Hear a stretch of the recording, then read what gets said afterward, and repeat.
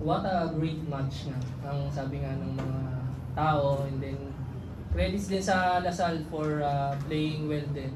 So, sa game naman, talagang pagdating ng 5th set, sabi nga namin, talagang ano na lang, kung sino yung talagang may gustong manalo, siya makakamit ng panalo.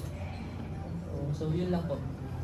Thank you, Coach Yanni. To Angge, you had 20.8 points on 24 attacks, 3 blocks, 1 ace, 16 digs, and 6 aggressions. Another great all-around performance for you. So, ano masasabi mo kung pinakita niyong puso sa larong ito? Ano masasabi?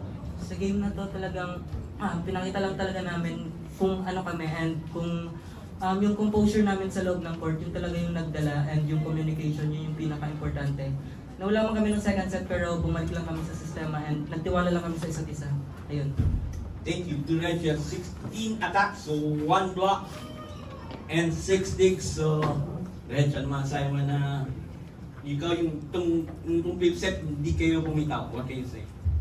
Same lang po. Buti nakabawi naman po kami from the previous natalo na sets and very happy. Yun nga po sabi, kung sino manalo, yun po yung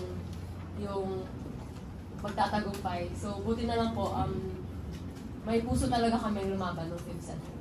Low game pa yan si Coach. Galing. Alright, to Cassie, 20.6 digs and 2 points to attack. So, ano masasabi mo na, yun nga, it's an exciting match na hindi kayo bumitaw sa dulo. Ano masasabi mo?